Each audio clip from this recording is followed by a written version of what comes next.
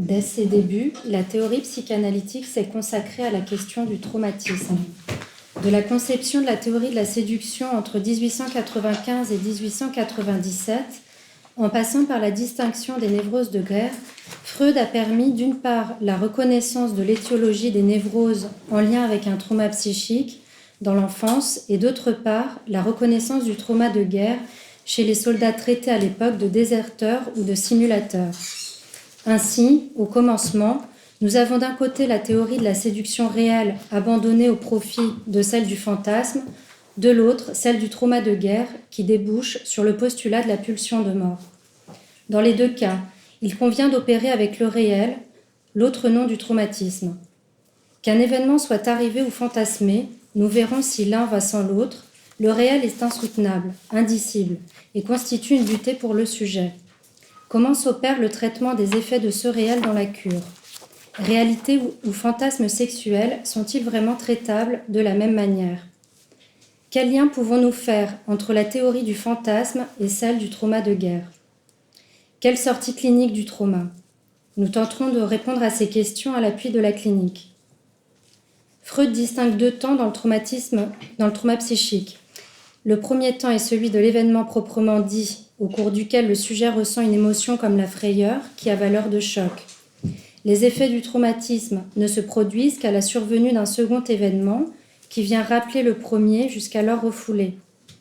Dès les études sur l'hystérie, l'événement traumatique a la valeur d'un corps étranger, qui manifeste ses effets longtemps après son apparition. Ce que Freud appelle l'action posthume du trauma sexuel.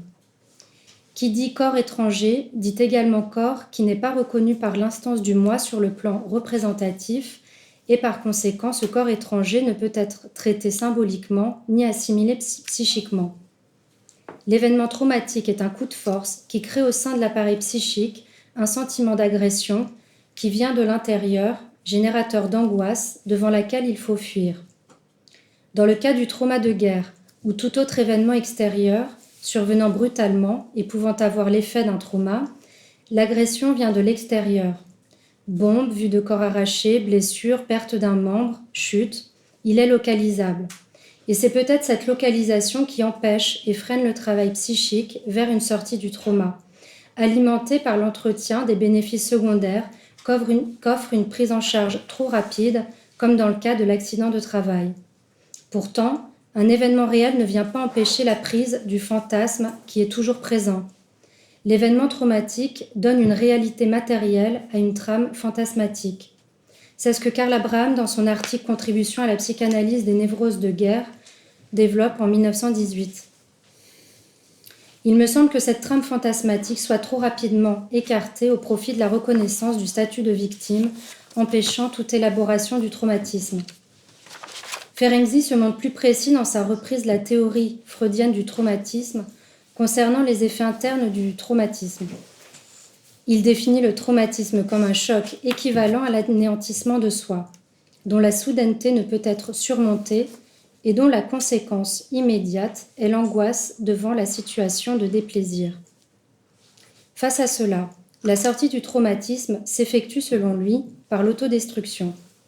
Il s'agit d'une indication clinique importante, car dans cette compulsion de répétition, il y a toujours de la destruction à l'œuvre, et il écrit, je le cite, « Le plus facile à détruire en nous, c'est la conscience, la cohésion des formations psychiques en une unité. C'est ainsi que naît la désorientation psychique. J'ajouterai ici l'éclatement et les clivages du moi, formant des parties sans lien les unes aux autres, et sans lien avec le moi.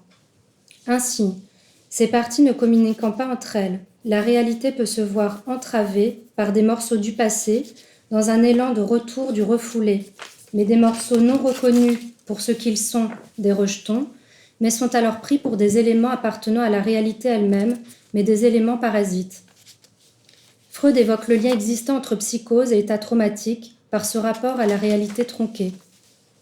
En proposant le néologisme traumatisme, Lacan indique ce qui du réel ne peut se dire parce que le mot manque. Et pour y pallier, écrit-il, on invente.